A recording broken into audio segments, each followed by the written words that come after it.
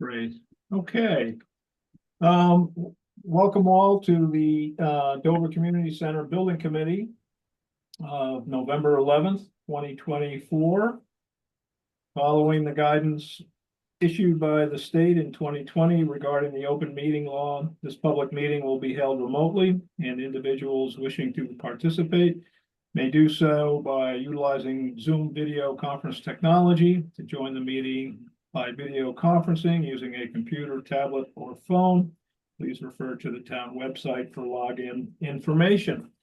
And this meeting is being recorded. So I'll do a roll call of members present. David Billings. Here. Luciana Berti. Here. Barry Goldman. Yes. Ruth Townsend. Yes. And I am Dick Malcolm, the chair of the building committee. Okay, so we'll start with the approval of minutes. There were 3 minutes to approve from our meeting on September 9th, 2024, the meeting on October 7th, and the meeting on October 7th, and the meeting on October 14th. And I know Al sent out, just sent out the revised minutes, or the minutes, and then there was a revision on the meeting minutes of the 7th. So I don't know if everybody's had time to review. And if they have, then, and there, if there's any, well, let me ask you this, is there any discussion on the minutes? Oh, Okay, do I hear a motion to approve the minutes of September 9th, October 7th, and October 7th and October 14th? For those all in, I'll poll the committee for those in favor of the motion. David? motion? Oh, excuse me, we gotta have the motion. I'm sorry. Thank you. Second. Thank you. Okay, now I'll get around to polling the committee for those. in There you favor of go. the motion. Thank you, David. Yes. Luciana, Yes. Barry, Yes. Ruth, Yes. and I am a yes as well. Thank you. Next on the agenda is additional service proposals from Colliers Project Leaders and Fenwick McCready Architecture. So we'll start with the ad service proposal for Colliers Project Leaders. I'll give you, this is an introduction to this. The project has been delayed, and currently we're projecting a delay of around 5 months. That's projected at this time. With that delay, we still will require help from Colliers and from the architect, Fenwick McCready. So with that, they need to amend their proposals to the town for the services rendered. And with that, so with Colliers, with this 5-month construction delay, which would put the projected end of construction phase at the end of January 2025, and this is at the time this amendment was written. And to summarize the amendment, it basically extends Colliers OPM construction phase services through the end of January, changes the construction phase from a lump sum fee to an hourly not to exceed 150,000, with hourly rates held to 2023 rates. The hourly rates would be held through the end of 2025, should there be any further delays in the construction phase. And that's for the construction phase. Following the construction phase, there is the closeout phase. And that is projected to be 2 months of closeout. And this amendment from Colliers, the lump sum fee for the closeout would remain as agreed upon in the previous contract amendments. I don't know if everybody had a chance to take a look at that proposal, but I tried to basically kind of sum it up in a nutshell there. So with that, is there, open it up for discussion?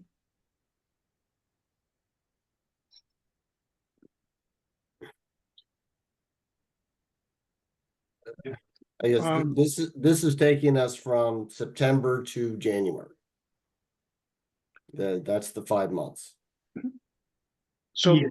Yeah, basically, we're paying for the extension, even though the delays are not necessarily attributable to our side.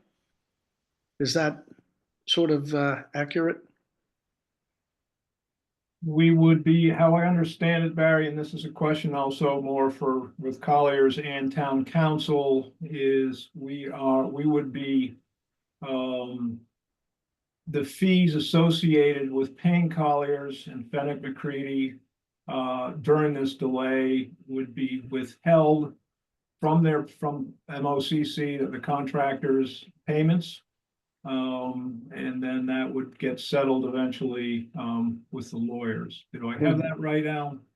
Yeah, that's correct. So right now we're withholding $147,000 from the general contractor because we haven't sorted out the delay. How much of that it's contractor owned versus how much of that it's owned by the owner. There are some delays that are as a result of inspections and whatnot. And so yeah, like Dick said, we're withholding a certain amount right now. And so now that we're going to start incurring cost for the delay. So for example, once we get the November payment application from the general contractor, I'll touch base with Nina and see how she wants to true up that amount that we're withholding because we're now into liquidated damages. Well, a question on the calculation. As I understood it, I haven't read the whole contract, but that we're limited to $1,500 a day, which is what we're withholding. Yeah, so that's what. Yeah. Are we able to add on additional expenses to the $1,500 a day? Is Yeah, that so what we're saying?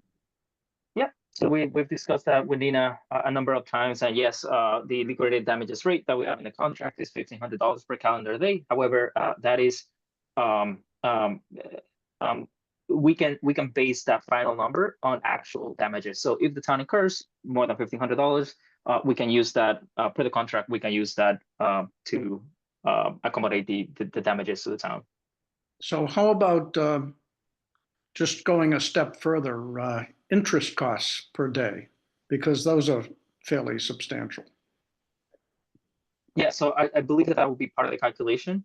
So interest costs along with these additional services amendments, additional storage for the town, just any additional costs that are incurred by the town as a result of delays that are not borne by the contractor. Okay.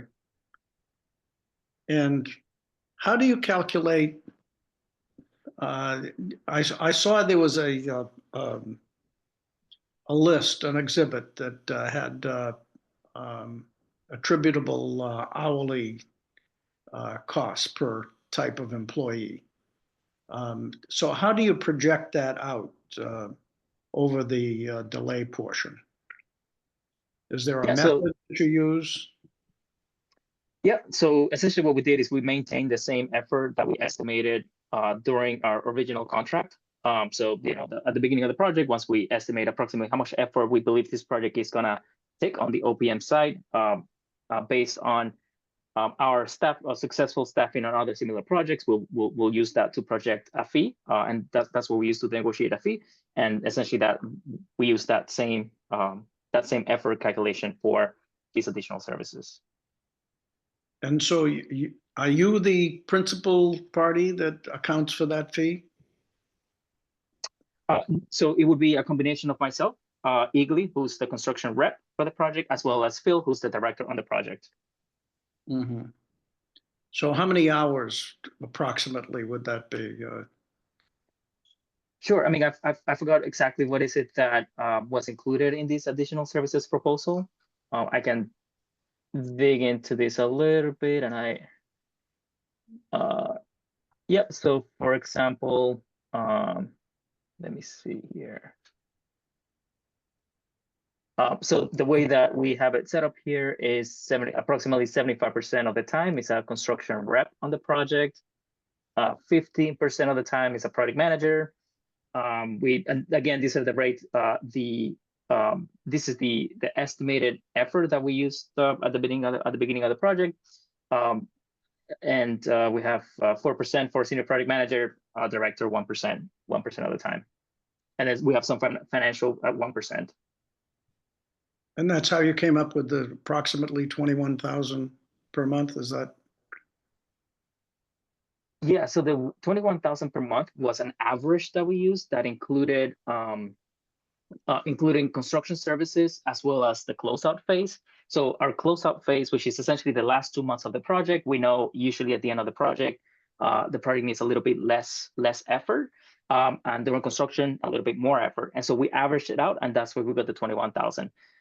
These additional services proposal, it's not for the closeout phase because we already had that. This is just for the construction, which is why it's a little bit higher than the 21,000. Okay, so if we try to charge back the contractor for part of your fees, then I would assume the contractor would raise the issue if your fees are reasonable, if you applied reasonable period of time plus charges.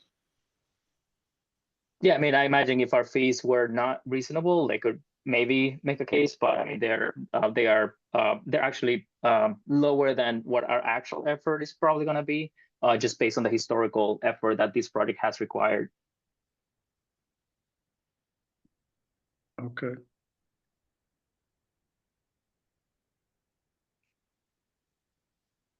So what's the strategy on going back to the contractor for additional fees and expenses? Yeah, so we're still, we're still waiting on that delay claim from the general contractor. What I'll do is, because the month of November is when, for example, the OPN, we are into our additional services. I'm gonna, once we get the the payment application, the November payment application from the general contractor, I'll touch base with Nina, say, hey Nina, this is the actual cost that that the town is incurring as a result of the delay that we have not kind of settled yet. What do you recommend we do here? And if we need to true up the amount that we're withholding from the contractor, then we'll do that at that time.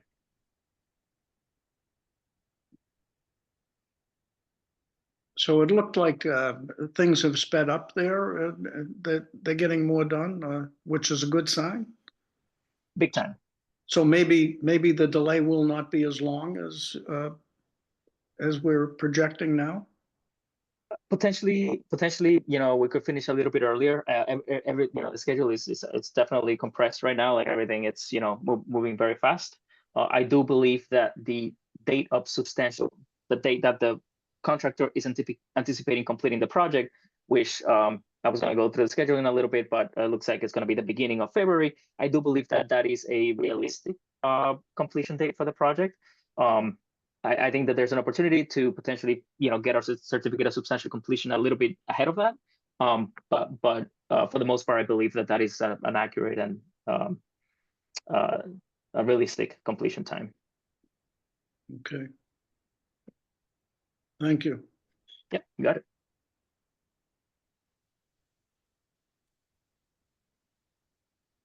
Anybody else? Any other discussion on this? On Collier's ad service proposal? If not, then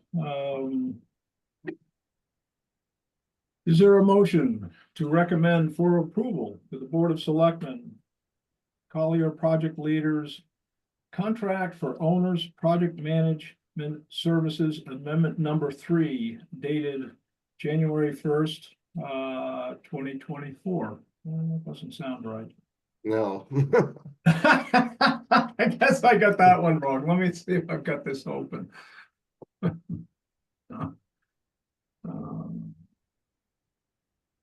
You have it have that open in here front as of you, well. Alan? I do. What's the date on it? It's, November 4, 2024. 11/4/24. My apologies. Is there a motion? So, Motion. Is there a second? Is there a second? Second, Okay, I'll pull the committee. For those in favor, David, Yes. Luciano, yes. Barry, yes, Ruth, Yes. and I am yes as well. Thank you. Okay, now we'll move on to Fenwick McCready Architecture, their proposal for ad services. And this is just, we've just received this one, and I know it was just emailed out to everybody just late this afternoon, so I don't know if anybody's had time to review it or not. But I'm gonna turn that over to Al. You can take us through it, or Katie, give us a kind of the rundown on that. Yeah, I mean, I can quickly walk you through what the changes were. I know you just received this recently, and there was another version of this that had been circulated a while back. Mainly, the difference is that in the prior ad services, there was a discrepancy with how the escalation was calculated. So essentially, on this revision, the way that it's in two sentences, the way that this was calculated is we took FMAs, construction services monthly invoicing of 25,487.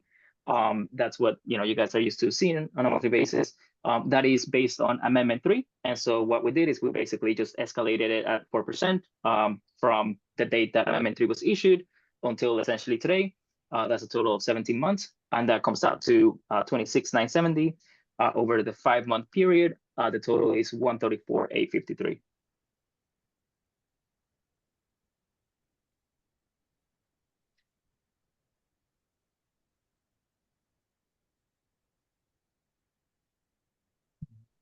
There's good silence on that one. Is there any discussion on this? I'm not sure I'm in agreement with the level of escalation. It seems to be pretty extensive over a short period of time. And it's based on 2023 rates, so. Also, the level of effort at the end of the project is less than it is at the beginning of the project, especially for architects. And the other issues, I'm not sure we are convinced at the end date. I think we need a little more schedule analysis, on exactly when that date's gonna happen. I understand that their contract is run out, and my propose is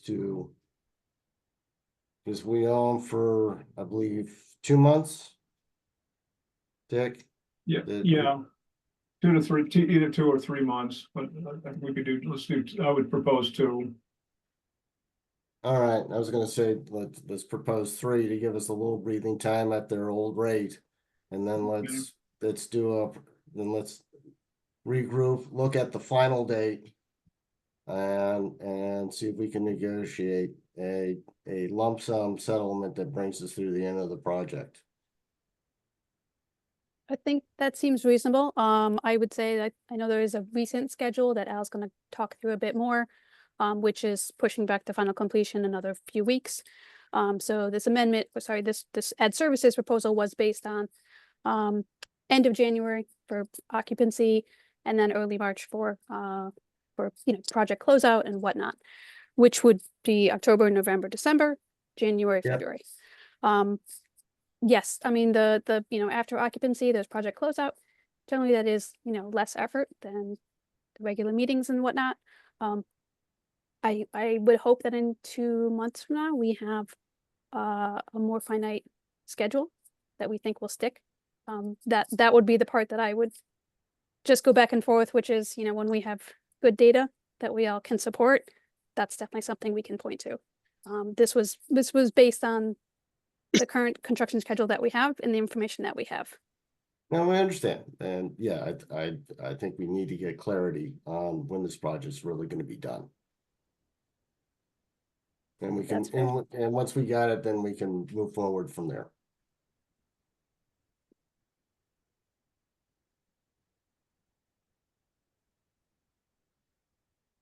May I ask a question? I apologize for being late. I was hopping off of one meeting to get to this one. Is there an update from the contractor on completion?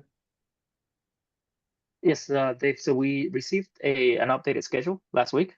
And that schedule pushed the date of substantial completion about a week and a half. So in the last schedule update, they were tracking the end of January, and now they're tracking February 11th, I believe, for substantial completion. So it got pushed back up by a week and a half or so.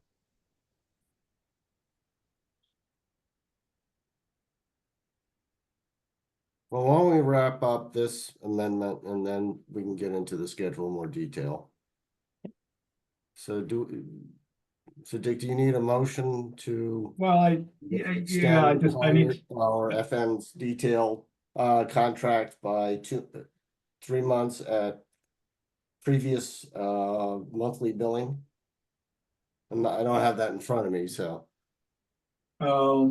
yeah, okay, want to see if I can do this. Yeah, because I have the monthly billing in front of me. The present monthly billing is $25,487. That's what we've been, the last, So working it'd be with. that times 3. So we do that times 3.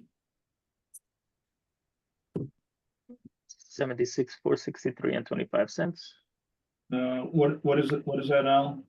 I have it on my screen. It's 76,463 and 25.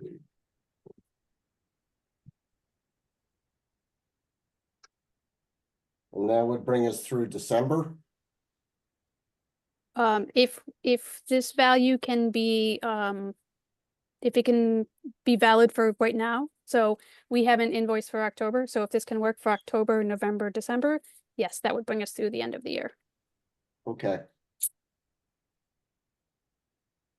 So have you been paid through September? Yes. Okay, So for Well, this month, there is, and I will show it to you when we get to the spreadsheet. There is a very small invoice. It's approximately $7,000 for this month. It's kind of incidental, you know, tying up some ad service loose ends. But otherwise, the base contract, there's nothing for me to apply that 25,487 to for October.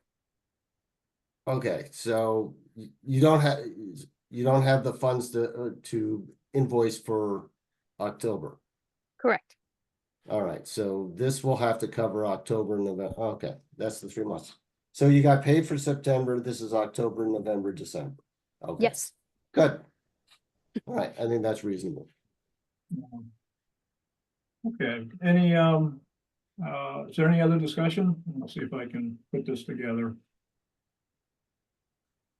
So if there is no other discussion, is there a motion to extend, Fenwick McCready Architecture existing contract agreement for Amendment 3 for an additional 3 months at a monthly rate of $25,487.75, which totals $76,463.25. Motion? There a second? Second. Thank you. Okay, I'll poll the committee for those in favor of the motion. David, Yes. Luciana, Yes. Barry, Yes. Ruth, Yes. and I am a yes as well. Okay, thank you. Okay, construction progress and schedule and budget and I'm gonna turn that and invoice payments, that's gonna turn that over to Colliers, Al Estevez, our owner's project manager. Thank you. And I'm gonna turn it over to Eagly to walk us through the what's happening on site. Yeah, good evening, everybody. So just running through the October progress to date, and progress to date. So on the site, we have rough grading that was ongoing. The binder course of paving has been placed, and the contractors are working on roughing in the light poles, and installing the curbing around the site. The generator has been set, and the electricians are working on terminating those wires as we speak. So should be seeing that this week. Moving to the pavilion, so drywall install has been completed. The tapers are on site and they're working sort of throughout the entire building. And the install of the kitchen hood and the equipment has begun. Primarily, actually, just the hood has been installed. We'll see that in a couple of slides. The ductwork and the fire protection system has been installed in the pavilion, and the painters are on site. They're painting that equipment in the ceiling. Moving to the gym and the connector. So, as I mentioned, taping is sort of ongoing throughout the entire building. And the connector, the first and second floor of the 1910 building as well. The elevator is being installed as we speak. They've got the rails and the cab in at the moment, so still a little bit of time to go there, but that is also ongoing. The MEP systems have been installed in the gym, and they will be painting them, I believe, within the next couple of weeks. And in the connector, the storefront frames have been installed as well, so expecting to see those completed in the next couple of weeks. In the 1910 building, the contractor closed up the walls in the first floor. We were waiting on a couple of windows in the north elevation. So those got installed and the walls have been closed out. Tapers are working on taping on those walls. First coat of primer has been applied on the second floor. I believe they're going to be moving to the first floor within the next week or so. And then the ceiling grid install has begun on the second floor as well. Some November activities to date, the retaining wall has not been installed. We're expecting that to be installed in the next couple of weeks. The septic system install has begun, and the masonry brick veneer, expecting that to complete within the next week or so. The masons were still on site as of Friday. The storefront install, expecting that to be completed in the month of November, and then hopefully the interior finishes to be beginning in the month of November as well. Al, if we go to the next slide, just to run through some pictures of the site. So some of the exterior progress, masonry veneer on the left side has been for the most part completed on the pavilion and the gym. The masons are working on tying up a couple of loose ends on site, but expecting them to be done this week. And in the 1910 on the left, working on the exterior side, trimming out the windows, and then they've been painting and waterproofing the foundation as well, dam-proofing the foundation. And then the right side in the kitchen, the hood has been installed, drywall has been installed, and it's been taped. Also, the saw cutting company was out on site, concrete cutting company was out on site to cut the channel in for the island in the kitchen as well on Friday.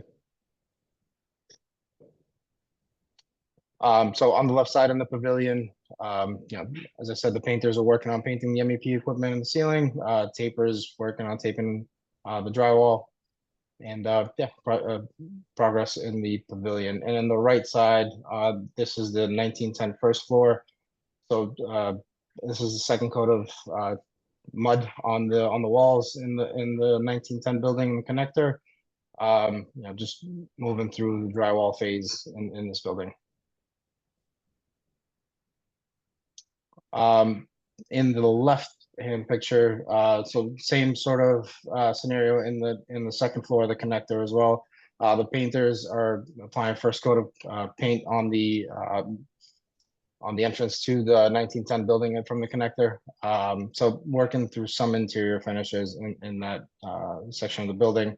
And then on the right side, the MEP ductwork, everything has been installed. Roof leaders, roof drains, and rain leaders have been installed and insulated, and working through that in the gym. On the left-hand side, it's just the water heater has been installed and the rough plumbing has been completed. And this on the right-hand side is the area where the 6 windows that we had outstanding were installed, and the walls have been closed up and taped there as well. So a couple shots of the second floor of the 1910 here. This is the sprung dance floor dance room, excuse me, and the hallway in the second floor. So still working through, finishes, and the first coat of primer has been applied on these walls as well. Contractor is working through drywall here, finishing up, and we'll be moving on to finishes in this area. The generator has been installed, and as I said, they're working on getting the final terminations into the building. And then the elevator has been started, and the contractor is still working on installing that. Expecting that to finish up soon. A little bit of the site progress. So septic system on the left side, just began install of that last week. So still working through that. And then on the right side, the paving has binder course has been installed in place on the site. So that's a little bit of the construction progress. Any questions? Lee, do we have the binder course tested? I don't believe it's been. Thickness, Yeah, I don't believe it's been tested as of yet. needs to get tested when it's being placed. I haven't seen anything from MOCC, so we'll have to ask on that. Okay, usually you have UTS or Briggs or whoever we've got testing do thickness and temperature. It's in pretty rough shape. All right. Have they set the septic tank? No, I don't believe so. Okay, so all they've got done is place sand, so there's no Yeah. pipe. Yeah, I don't believe there's any piping that's run into the actual septic tank area at the moment. Al, correct me if I'm wrong. Maybe I missed that one the week that I was out. No, Igley, you're spot on. This week is Okay. primarily excavation. So last week was excavation of the leach field, so the previous area with Title V sand. This week I think is primarily the whole excavation for the leach area. Structures are going to be on the schedule. They're going to be placed the week of Thanksgiving, so we've got another week and a half plus. I'm not sure about the piping, but it's a we've coordinated back and forth with the contractor, with Niche, our civil engineer, and the Board of Health to make sure that they're all making regular visits to, to see the various phases that they need to for observations. Okay,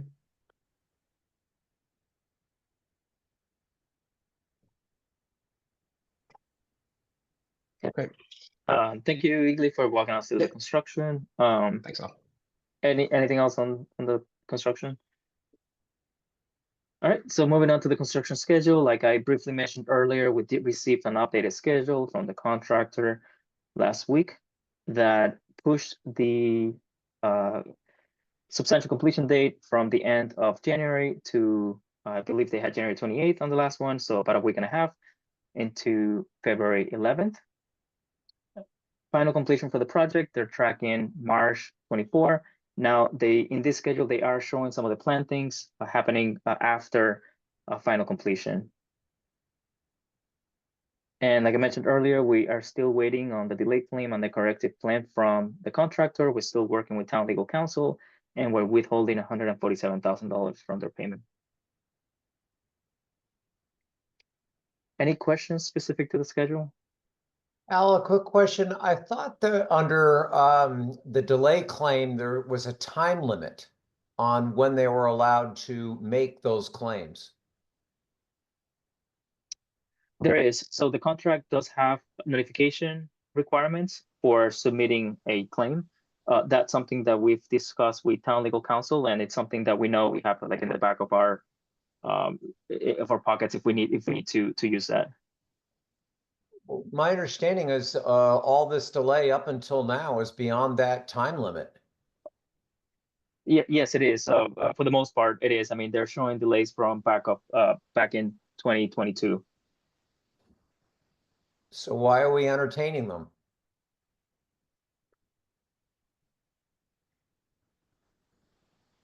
Yeah, I mean, I that's a good question. We're working with Ina. We're working with Ina on this, and I know that we could probably go back on that. I mean, what it comes down to here is that there were certainly a number of issues during construction progress and delays that we believe were not borne by the contractor. And so that's what we're trying to get to is how much of the delay here is contractor borne versus outside of their control. And that's what we're trying to sort of reconcile here. Now, have we given them notice of claim? Have we spelled it out for them that they are beyond the claims that they are showing, because their schedule shows delay? Have we formally responded to their schedules? Yes, we have. showing- Okay, that what they're claiming is delay has not been substantiated and been denied. Yes, there's been a number of letters that we've Okay. drafted and coordinated with Nina, and yeah, that speak to that. Okay. So, I mean, ultimately, they can always file a claim. I mean, that's what's gonna happen. But we just need the paper trail to show that we're gonna enforce the contract.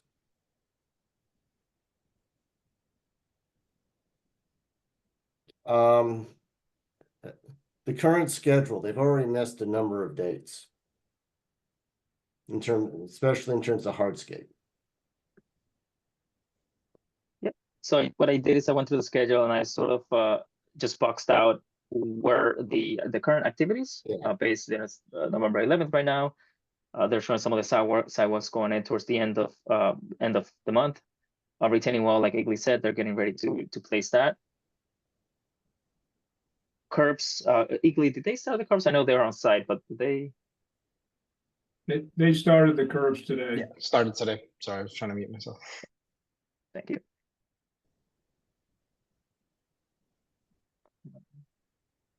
And painting, I know that's happening right now. No, Were there it's any still- specific tasks, David, that you It's saw? the hardscape. It's getting the hardscape in. Is you cannot get even a temporary certificate of occupancy without full access to the building. That means you need all your sidewalks, you need all of that done.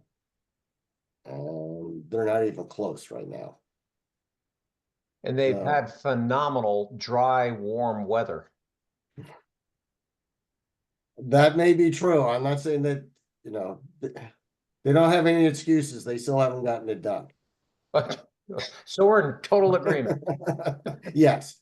So, and my concern is if they don't get it done, before winter sets in, you don't want sidewalks that have been placed when it's freezing. Yep. They failed. Understood. In fact, even placing them when it gets cold within a couple of weeks is a problem. So have they even submitted a cold weather concrete plan? They have not.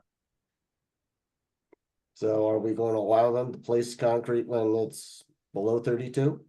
Oh, and I mean, it needs to be done, it needs to be done properly. If that's the case with the proper heating and, to allow the concrete to cure properly. They need to submit to the engineers a plan on how they're gonna do that. We'll ask for one. I'll make a note here. We have a weekly meeting tomorrow, so we'll ask them.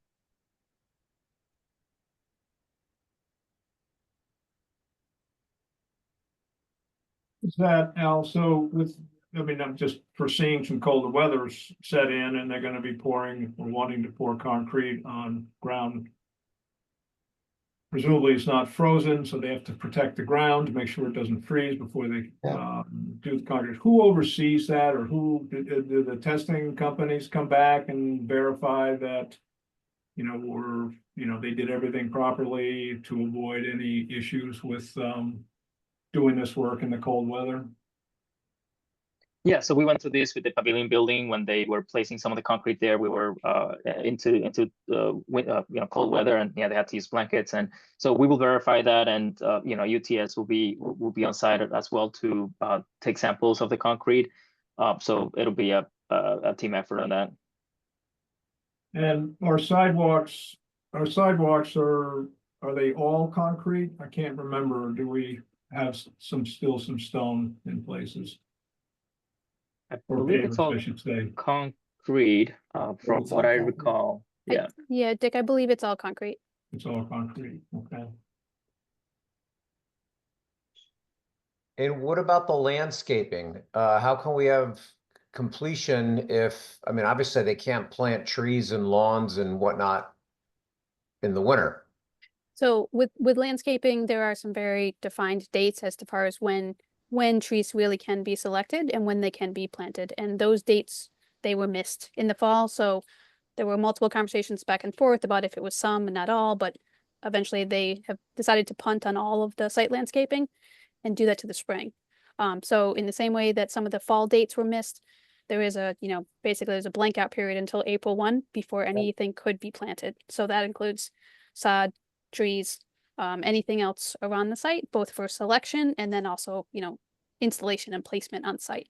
So that there is going to be a period of, where the building could be occupied, but the site is not complete, just based on, when they really should be placed.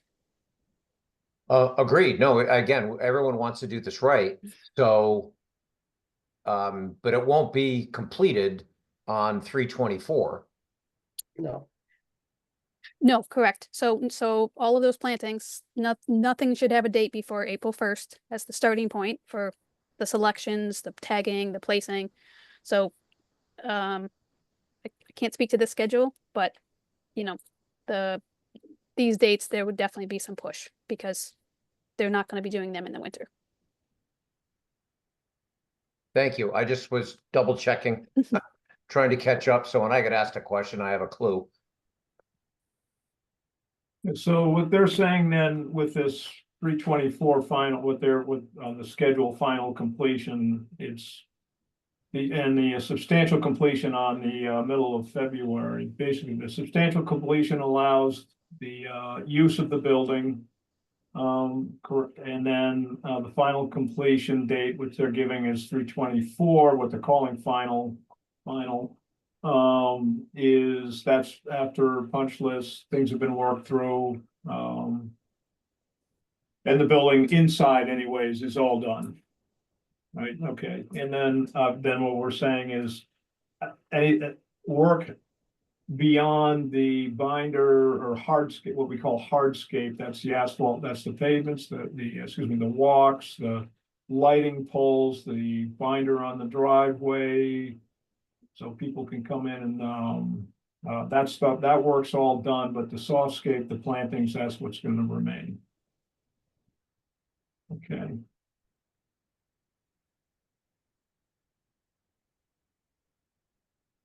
Yeah, the top coat or the wearing course, I believe they refer to that sometimes. Asphalt, the top layer, that will not be installed until the spring. But everybody can still come in and park on they'll be Yes. able to come in, park. If it's night, there'll be lights. That'll Yeah. all be working. They can get to the building safely. There'll be sidewalks. There's just no grass. you all have accessibility though, because of grading. True. Yeah, the building needs to be accessible to get your certificate of occupancy. Yeah, they're not gonna allow it just on a binder. I mean, we could try, they could try to slope it up at sidewalks and whatnot, but. Yeah. We'll see if they get close, we'll see what happens.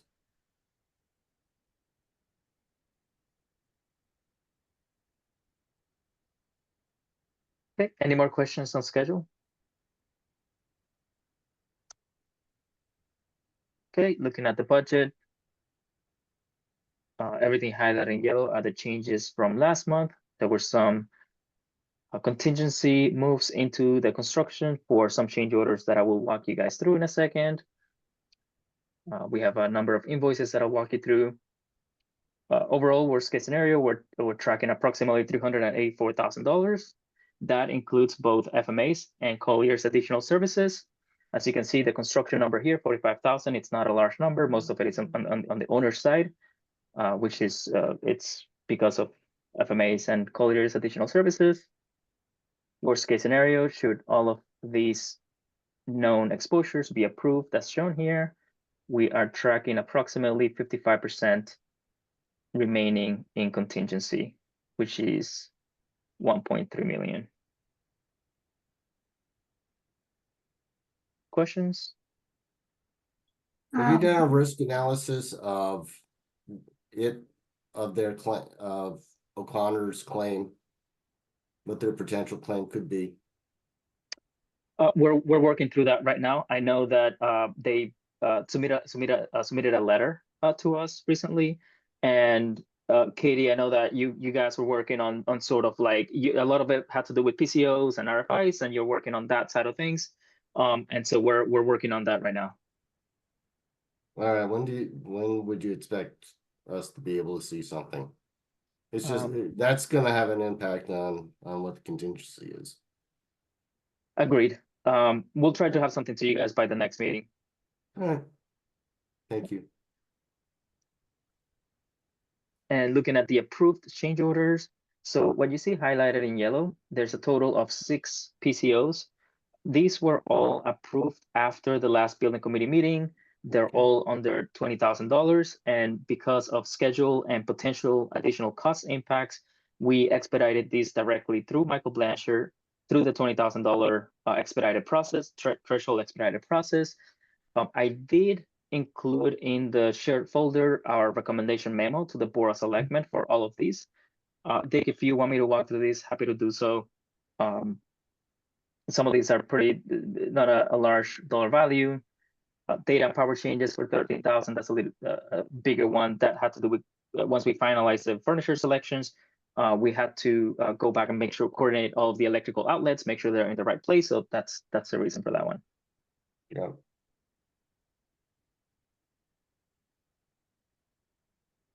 sorry, this is Luciana. All these in yellow that we have not approved, are they all included in your budget report? Yes, they are. Okay. And actually, to your point, Luciana, this is the reason why in the budget I have highlighted the construction contingency and under the approved transfers, because that is the transfer that we made for these approved PCOs. Okay, moving on to the pending potential change orders, everything that's in white. I'm sorry, Al, can we backtrack for a second? So what about on the contingency, the soft costs, i.e. Colliers and FM? When you say the 55% contingency remaining, does that take into account these ad service proposals? Yes, it does, and that was going to be one of the slides after. Okay, sorry, I took you out of sequence then. No, that's fine. But yeah, the short answer is yes, that is all captured in that percentage. Okay.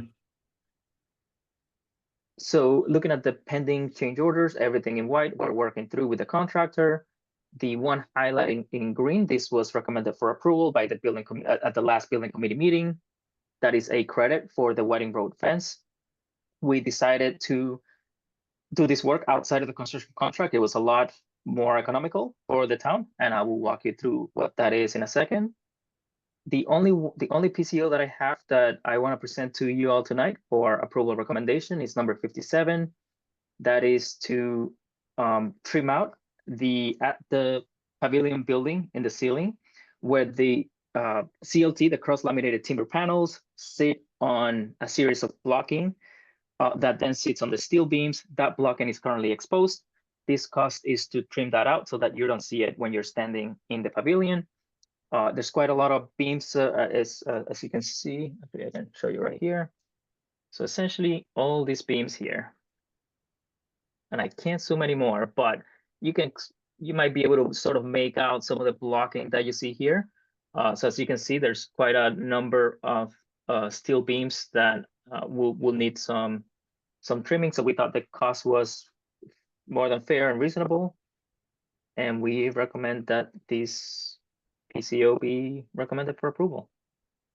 Any questions on it? We added the blocking as a change order. I thought that it was going to be finished. The blocking that so yeah, that's a great memory, David. So the blocking that we added as a change order was at the hips only. That was a CNC machined piece of blocking.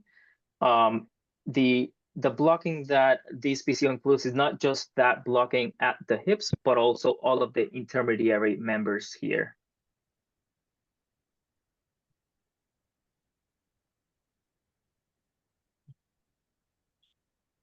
So what is it being finished with?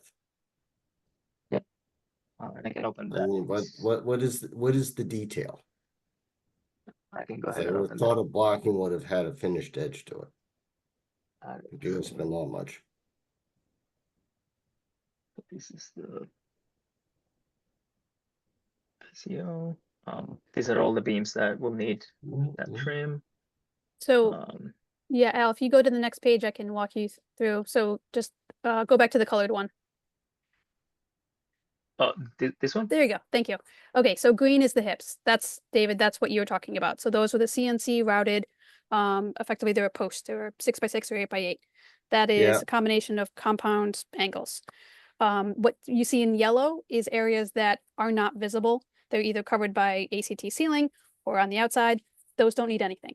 So it's the areas in pink. So those are beams. So it's the steel has in most areas 2 pieces of 2x blocking that are part of the structural design to support the embedment to the roof.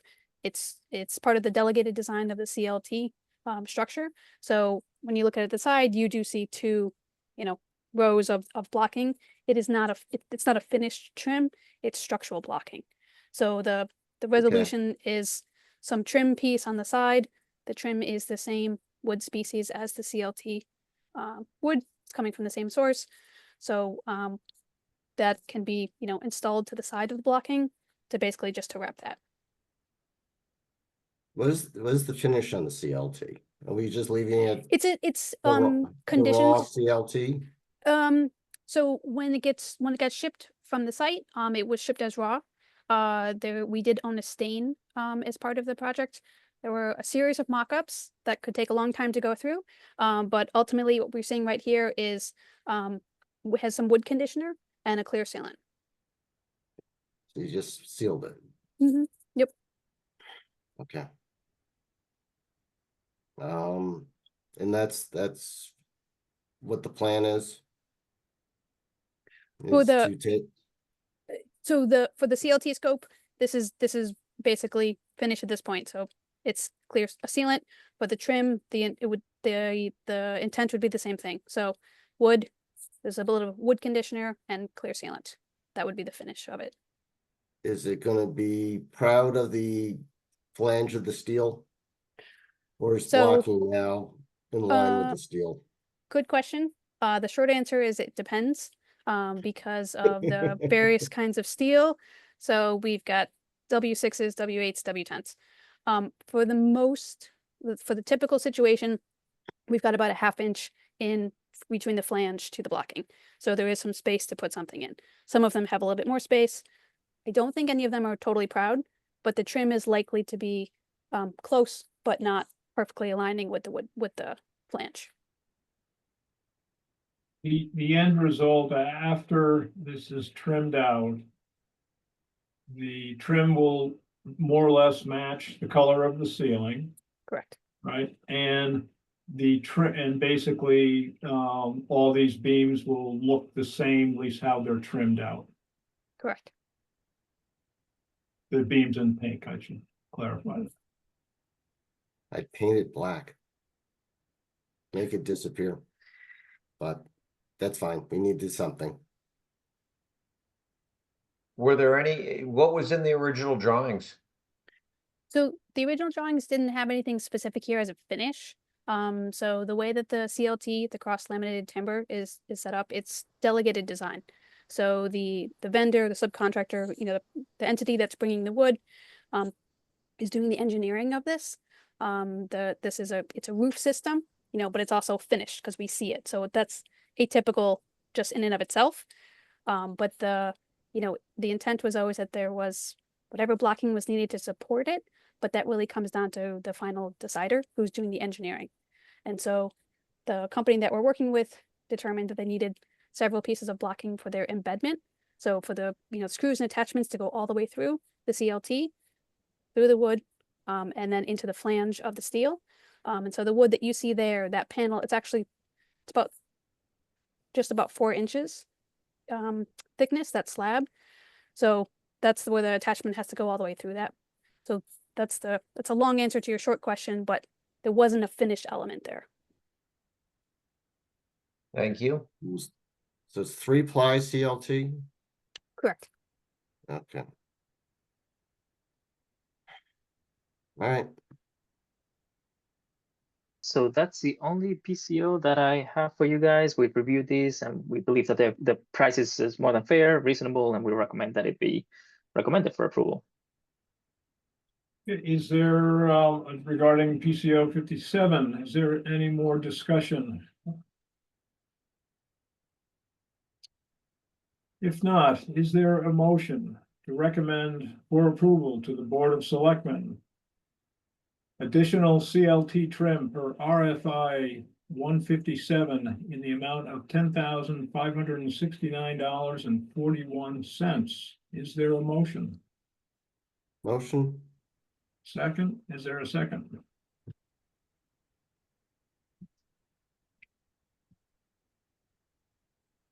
I'll second it then. I think I can. Okay, I'll poll the committee for those in favor of the motion. David, yes, Luciana, Yes. Barry, Yes. Ruth, Yes. and I am a yes as well. Okay, so one thing I wanted to point out here is, as you can see, the number of PCOs is significantly less than we've seen in the past.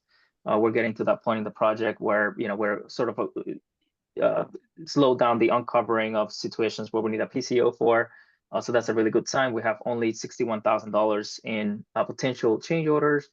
This 61,000 is being captured in my contingency calculations, along with all of these soft cost potential changes.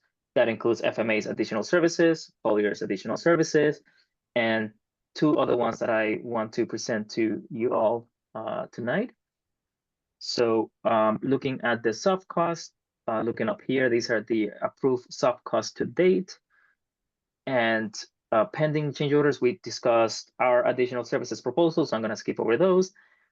There's 2 additional ones for fencing scope for the project that we've decided to pursue outside of the construction contract because it was a lot cheaper.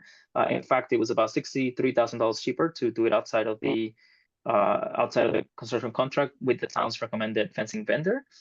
The first one that I want to discuss is at 4 Whiting Road, 8-foot wood fence, and I have a memo that I typed up earlier. We usually write a memo for the Board of Selectmen and write some details. So what this PCO is for, it's for $25,650, is for approximately 225 linear feet of 8-foot wood fence. One thing I wanted to note is that if I go back to the presentation, the construction documents included a 4-foot chain link fence in that area. So we're getting credit for that. And the credit is $16,320. Therefore, the total cost to do that wood fence, the net cost is about $9,330. And again, so M. O'Connor's estimated cost to do this work, they submitted a PCO for $81,000 to do that same fence. So again, big savings here for the town. Any questions on this one? Yes, Al, does that take in, this being an 8-foot tall fence, has to meet some wind requirements? Think of 110 mile an hour. Does this price reflect what needs to be done for anchoring this fence to meet these wind requirements? It does, and we've in the process of getting a proposal from them, I submitted some of the details that FMA had included in their civil/landscape drawings for the fence, and so that's what they use. That's a starting point to prices. Al, I just sent an email and I think it was Dave who responded, but would it be possible to ask Colonial Fence what the price would be to put in a gate?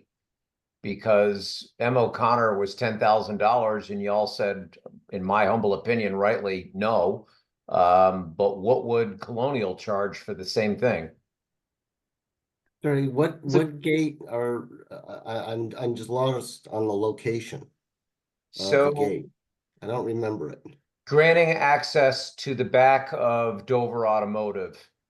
He's got 3 trailers back there right now and doesn't believe he'll be able to get them out if you fence him in. So the idea would be, Oh, okay. Hey, David, Yeah. I'm gonna interrupt a little bit, and this Mhm. this leads to a conversation that I had with Michael Blanchard. okay, Due to the threat of litigation, I don't believe we should be discussing this at this meeting.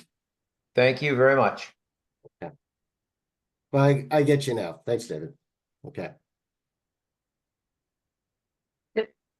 And to sort of visualize where the fence is gonna go, the 8-foot fence, it's shown here in green.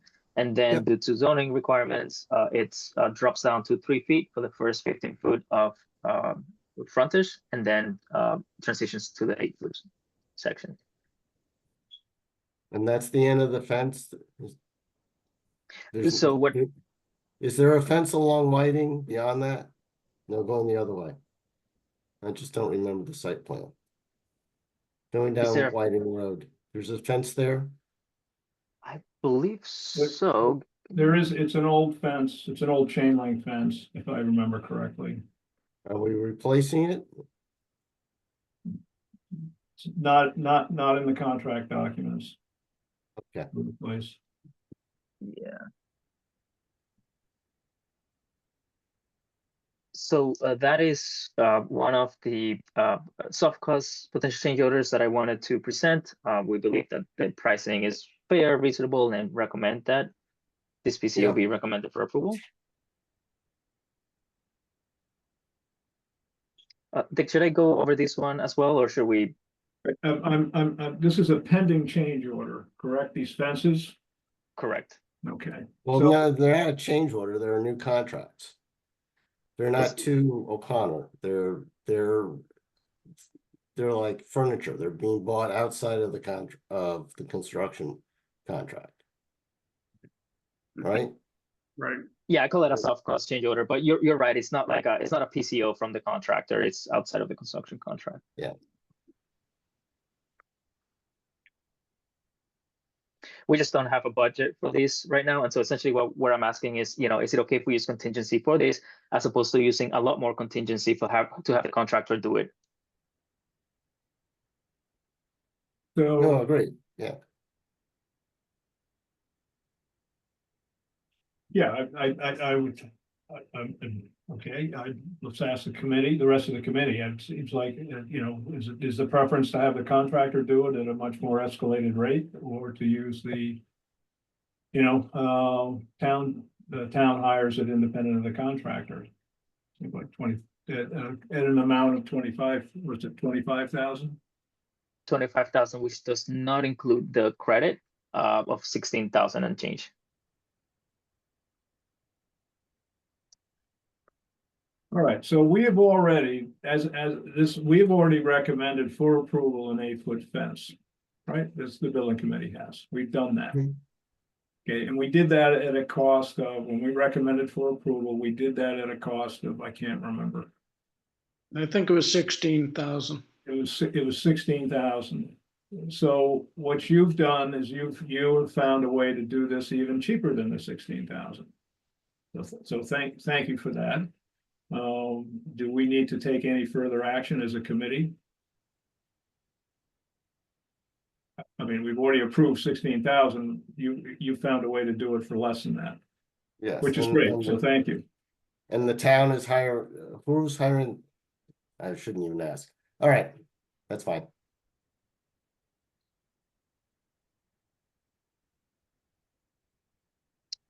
Do we need to take a vote on this, Dick, or is this enough to approve the invoice for this work once it's completed? Well, I'm just going by, again, I don't really, it seems to me that since we've already approved 16,000 and we're not looking at something that's going to exceed the 16,000, it doesn't seem necessary to me, but I may be wrong. Yeah, so to clarify a little bit, what happened is we have a unit price in the contract for an 8-foot wood fence, which is what we used to calculate the estimated cost to install that 8-foot wood fence. The contractor put together a potential change order based on that unit price that we had in the contract. After that, they backtracked on it because they said that the price was not realistic. And then they came back around with the $81,000 change order, which is why we decided to seek other options, because $81,000 was, is a lot of money for that fence. And so thankfully we, through Kevin McCabe, we got in contact with Colonial Fence, who gave us a price of $25,000, less the $16,000 credit that the contractor owes us for the original scope. It's about a $9,000 actual change order or cost to the contingency. When is this fence gonna be installed? And It can- is yeah. O'Connor out of the way when it is installed? Yeah, that's a great question. So right now, the only thing that needs to be installed is a retaining wall, which they're going to be starting, I believe, like this week. Once that's done, Okay. because a portion of that fence is going to go on top of that retaining wall. Once that's done, essentially, whenever Colonial Fence it has the availability, but we do want to try to install it as soon as possible because the generator is already installed. So this fence gets installed on top of retaining wall that O'Connor is installing. A small It's set, not about 15 feet. independent. It's not independent of it. So if something fails on the retaining wall, O'Connor's gonna point to the fence guy. So the retaining wall is, it's a gravity wall, so it's really only about 3.5 feet tall. But the design of it, as per the contract drawings, do show a fence. So the design of the retaining wall should incorporate the contract-owned fence. So as Al was saying, there is a small area, less than 20 feet, near where the property lines merge, where the fence is, in line with the gravity wall. It adjusts, so it's not on top of one another. But as far as the design for the gravity wall, which needs to be certified by an engineer that the contractor has hired, that's the overlap of the scope. That doesn't really answer the question. That you now have two contractors on the same line. And the fence guy is gonna call. Yep.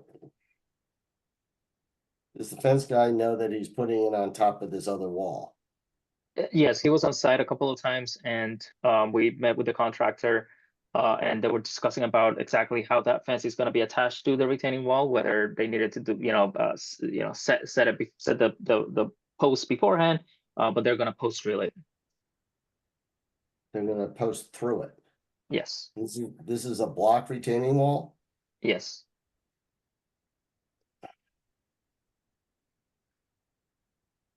Okay. Not sure how that's gonna work, but It's only about a 15-foot section where that's the condition.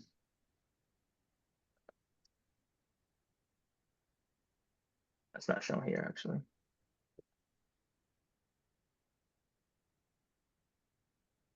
Yeah, it's only this small section right here.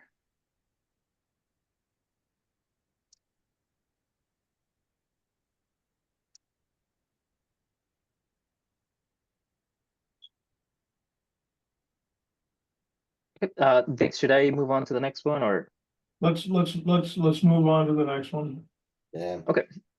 So the next one, if I could open up that markup, it's basically this line in red that you see here. What this one stemmed from was early in the project. We had George Doherty, the abutter here, came to the site, and he was just wondering what we were gonna do for fencing around his property. And they mentioned, well, we're gonna do a new 4-foot chain link fence coated in vinyl on this side, and a little bit taller where the basketball court is. And on this side that you see here with the red line, the contract drawings call for the existing chain link fence, which is in pretty bad shape, to be removed, but no provisions for a new fence there. I believe that's something that was VE'd out during design. And so the abutter had a concern about, well, if you take out the existing chain link fence that's there, is there a potential for damage to my wood fence? He has a wood fence there as well. And so he asked that we present to the building committee an option to add a new 4-foot chain link fence here. at the beginning, we've presented that to the building committee early in the project, and the decision was, well, we it's really early in the project. We don't know where we're going to be with contingency. Let's wait until a little bit later in the project, see where we're at, and present it again. We're at that point now where fencing is essentially going to be installed soon. And we had a unit price in the contract for this chain link fence. However, we were discussing the scope with Colonial Fence, and we got a price for them for this, which was a lot less than what we had from the contractor. So the contractor had about $16,500 for that 4-foot chain link fence, and Colonial Fence quoted us $8,900 for the same 4-foot vinyl coated chain link fence. It's about 200 linear feet. Yeah, that's about it for that one. Dave Havling, I know we discussed this during one of our meetings during our last PCO meeting, and at that time we did not have this price. We only had the 16,000, and the question was, well, is it going to be, can we do it for cheaper if we do it outside of the construction contract, or is this something that we even need to do now? So we have this price now. So it's it's up to the building committee to see if this is something that they want to pursue.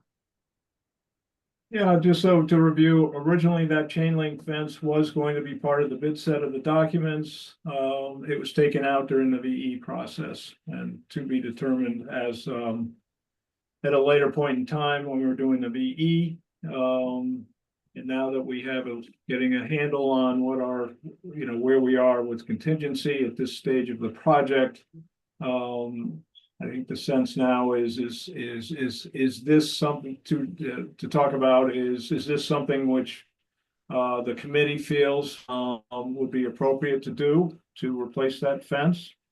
Or whether we still want to hold on to that and not make a decision yet. So is there any discussion on that?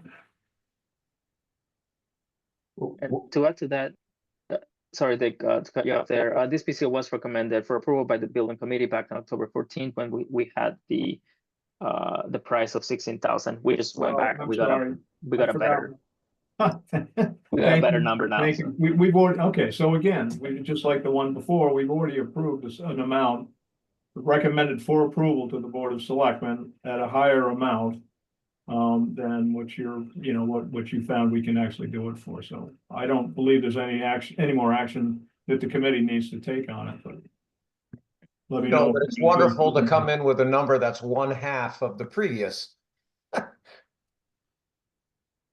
You just gotta be cautious with bringing other contractors on when the one contractor we have isn't done. It can create problems. It can create pointing fingers at each other for work that gets ruined. Could these wait, at least the chain link? That would, but like, yes, it might be useful to wait until the summer of 25 to have the contractor put it in, or get it done now before our contractor does the site work. But he also has the trailer in the way.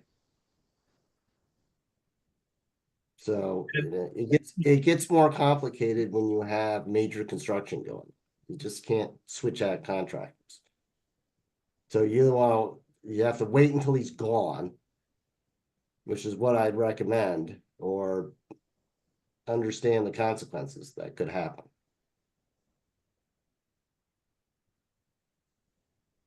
But I agree, we should change this fence out. Who's responsible for the removal of the existing beat up fence? That is part of the contractor scope. They're going to do that under their contract. Sorry, the MOOC? Yeah. Yes, sir. Okay. Well, then you definitely should wait because they got to pull it out anyway. We don't know Yeah. when they're going to do that.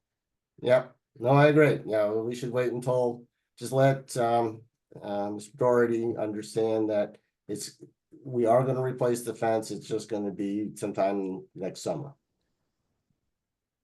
when everything else is done.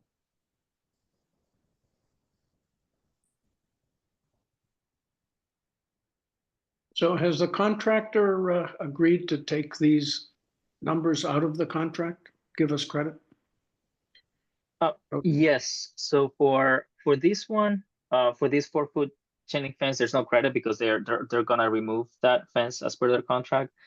For the wood fence that I was discussing earlier, there is a credit because they own a new 4-foot chain link fence, and we're going with an 8-foot wood fence that we're doing outside of their contract, so we need a credit for that 4-foot chain link fence. Okay, so they've agreed in writing that these numbers come out? I'm sorry, have they green writing for? Giving us credit? Oh, yeah, so we have that PCO. So this is actually this one here for 16,000 shown in green. This was recommended for approval by the building committee previous at the last meeting. And so we want to present this to the board of selectmen, and we'll get the credit back into the project. We Okay. have that paperwork in hand. Yeah. The contractor has agreed to that. Yes. Okay. Al, can I make one more comment about fences before you leave this topic? I just wanted to clarify. There was a question a few minutes ago about a fence along Whiting Road. So yes, we do have a new 6-foot wood fence at the southwest corner of the site.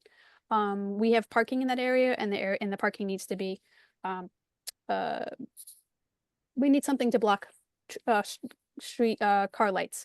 So yeah, basically, there's an existing tree that's very close to the curb that comes in, and the fence goes down along the road, and it connects to the abutters fence at the bottom, in like the southwest corner. There's an Okay. existing wood fence down there. Oh, okay. That's it, fences. Thank you. Does the contractor put that fence in? Who puts that fence in? That fence I just talked about is part of the contract scope. So it's a 6-foot wood fence. It's the same type of fence that would be along Springdale. Basically, the alleyway that goes up to the road. There's a fence between 2 Whiting and our property. Would it be too crazy to ask Colonial to quote that fence as well? Mhm.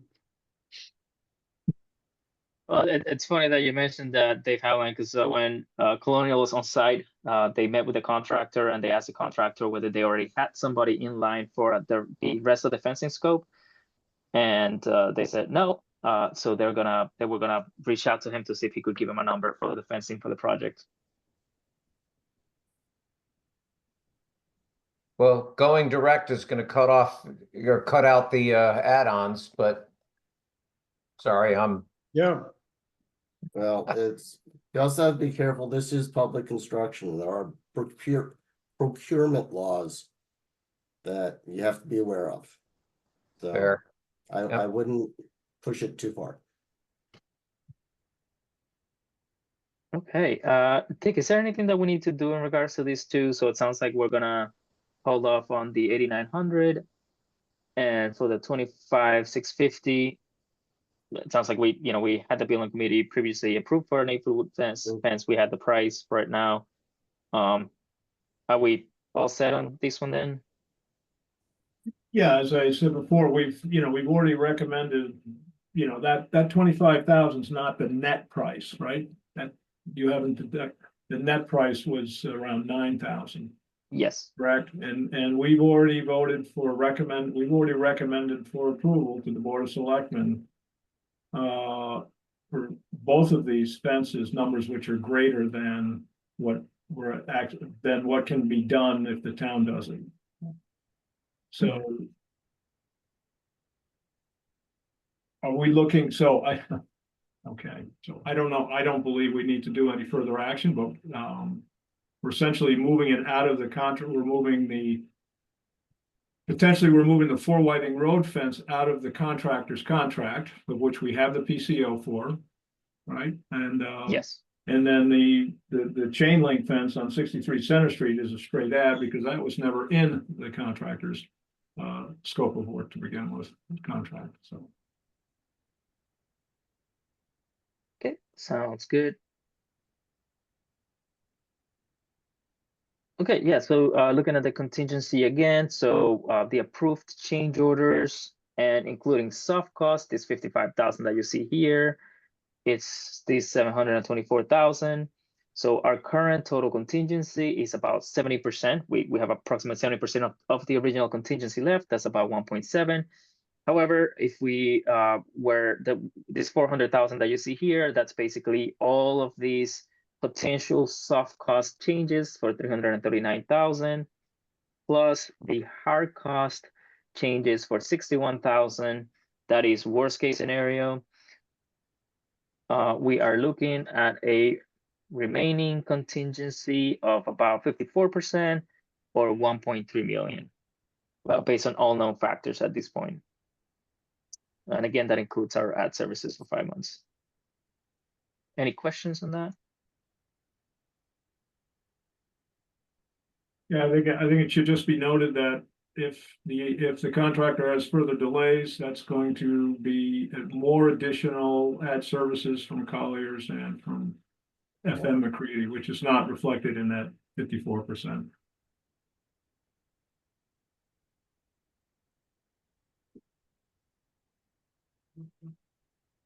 Okay, moving on to the invoices for the month of October. We have the general contractor's invoice number 16. It is for 1,595,000. We have our invoice for 21,154. This is billed at the closeout rate. We have FMA's invoice for October. Like Katie said before, this is not for their construction administration services. This is what this is for is there's some reimbursements, there's some septic tank work, FF&E, fire pump tank cost in there as well. We had Stumpy's tree service come out to the site to remove a total of 4 trees, 3 large pines, a couple of them that were leaning quite significantly, as well as a maple that was also leaning, for a cost of 5,800. This was a lot more economical than going through the contractor. That work has been completed. And lastly, we have Eagle Leasing's typical monthly invoice for the storage containers for 398. Now you can see that I have a separate line here for FMA, and what this is for is with the building committee's recommendation to approve 3 months for FMA's additional services. Again, like I mentioned earlier, this other invoice up here is not for FMA's construction administration services. That's what this one here is for. And what I was thinking is that with the building committee's recommendation for 3 additional months, and of course, this is open to your thoughts. What I was thinking is to vote recommending approval of this invoice so that FMA can actually get paid for their October construction services.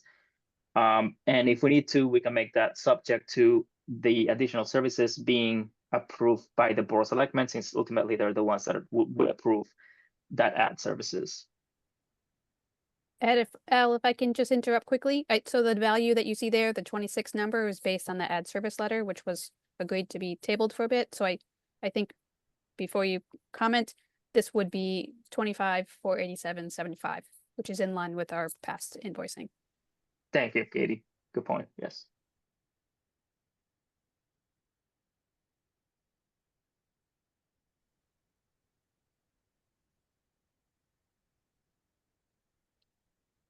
All these invoices we've reviewed, and we found them to be in line with the contract terms and the fee schedule and with the work in place, and I recommend that they be recommended for approval. So the FMA in the above, the FMA architect for the amount of $74.70, those were those are consultant fees, basically. Yeah, it's basically But not- closing up a couple of small ed services and small percentages of scope that hadn't been billed completely before. Okay.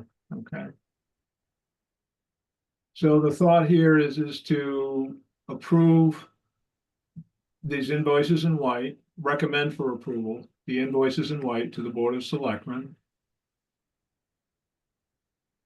Now, help me through first, and then this one in light blue, that number needs to be changed. to the present billing rate of 25,487.75, but we don't have the paper on it. We don't have the actual proposal yet to amend, to amend. So I'm not sure what the best way to do that. Obviously, recognizing that FMA, this is for services that were rendered in October. Yes. Do I have that right? Yeah, if So I, then- So they should be paid, deserve to be paid, in my opinion anyways. yeah, So I don't know what the best way to go about that part of it is. I'm looking for help on that. Yeah, I don't know if there was an option to recommend approval of this payment subject to the ad services being approved by the Board of Selectmen, because ultimately they're the ones to approve it. I don't know if that's an option, but there's a thought. But what we've gone for, we might not get that for 2 months, right? Per our discussions earlier. To resolve the ad service proposal, we're talking about resolving that for, in a time frame of 2 months. How does that work with getting money to, getting the paper done? It seems like the logical way to do this is to have have a revised proposal reflecting what we discussed earlier. Then that is something that we can then actually look at and have a recommendation for approval. So you take out. I think there's another way around it. Please, let's talk about it. So the October would be part of the 75,000, so you'd take that out for this motion. Is that right? The 75, to me would remain, because those are consultant fees that FM is, that are being passed through FM. yeah. Yeah, because they're reimbursables, right? Correct. Okay, yeah, so that's fine. I mean, we've already voted on a contract extension. We just gotta, I don't have any problems voting on the October invoice. It's just the selectmen need to approve the amendment before they approve the invoice.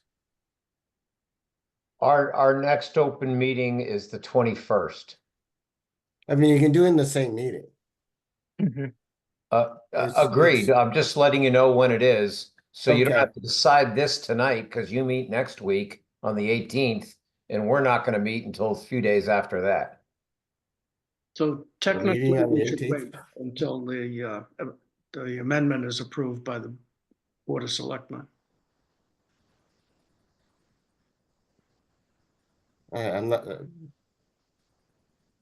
I mean, it's for. All right, that's fine. So how do we get FM paid for their services in October? We'll have to wait until the selectmen approve the amendment.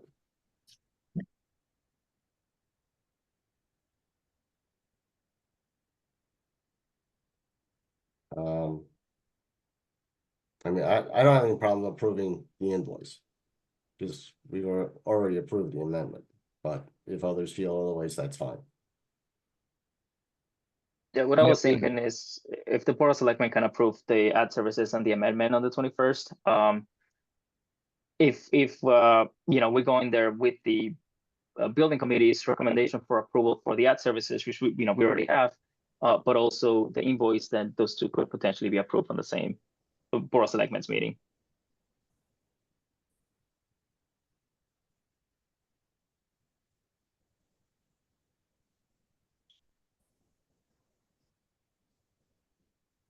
So we're looking at what, maybe 2 motions here. One motion to approve the invoices, which total the 1.6. And then a second motion to recommending for approval to the Board of Selectmen a fee of $25,487.75, pursuant or per the selectmen approving the amendment. which has not been received. So we're voting on something, we're voting to recommend for approval of payment for an amendment that we haven't seen yet, technically. Doesn't But quite we've make already sense. approved it, What's that? but we've already approved it. The amendment? Yeah, Oh. I thought we agreed to the 3 months. For the 3 months. That's right, we did. Thank you. Okay, So, yeah, we haven't seen the It has paperwork, to be but subject to the approval of the Board of Selectmen. yeah, it always is. No, I'm saying if we approve the payment, which is different than approving the amendment, then it would be our recommendation to the Board of Selectmen would be subject to their approval of the amendment. Does that Yes. make sense? Yes, it does. Okay. Yeah, we're just getting ahead of the game.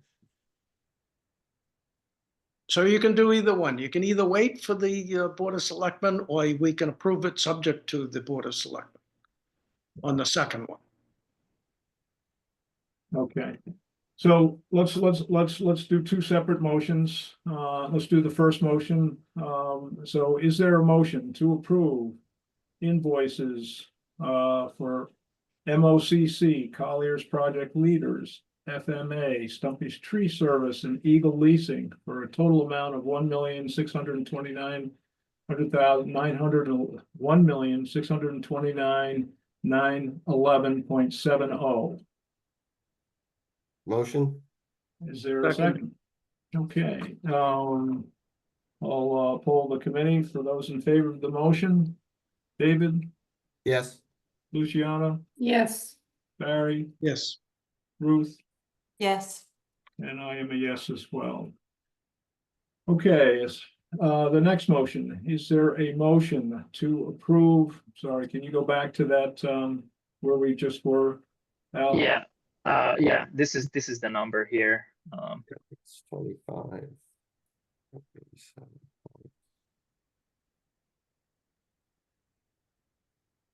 Okay, so. Is there a motion? To recommend for approval, to the Board of Selectmen, subject to approval to the amendment. To FM's amendment. By the Board of Selectmen. For the invoice from FMA with the amount of $25,487.75 for their services in October, rendered in October. Motion, and as long as they note it as a revised invoice. It will be 43.1R. Second. Okay, I'll pull the committee for those in favor of the motion. David, Yes. Luciano, yes, Barry, Yes.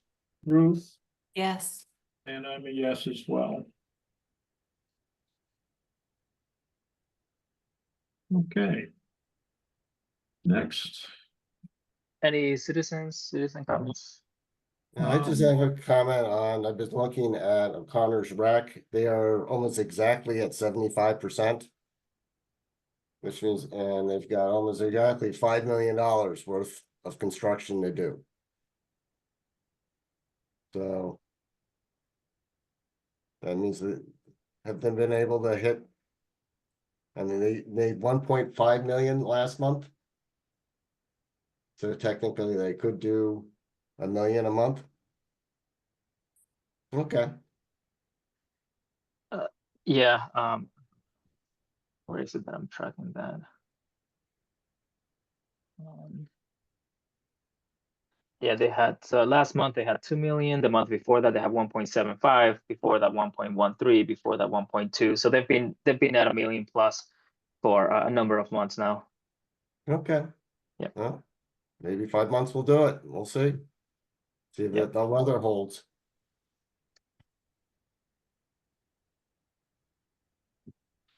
Okay, was all. yeah. Yeah. Any future, I'm sorry, yeah, just going back to citizen comments. Mark, I see that you're on the call. Did we answer any of your concerns as far as schedule goes? Do you have any questions? No, good here. Thank you. Yeah, just the commission was looking for an update, so I'll give them an update and all good here. Thank you. Okay, thanks. okay, thank you, Mark. Future business recommendations, new business, anybody?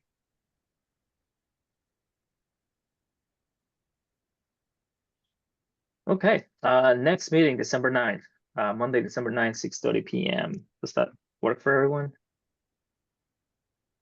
Yeah, good here. Yep. God willing. Yep, all good. Yep. Excellent. Okay, that's the end of my agenda here. Okay, with that, is there a motion to adjourn? Motion, Is there a second? Poll the committee for those in favor of the motion. David, yes. Luciana, Yes. Barry, Yes. Ruth, Yes. and I am a yes as well. Thank you all very much. Dick, All right, thank before you. you go, any chance that you and I could just stay on the call after the recording ends and all that, so you can just bring me up to date on what I missed at the beginning? Sure, yeah. Thank you. All right, thanks, everyone. Good night. Thanks, everyone.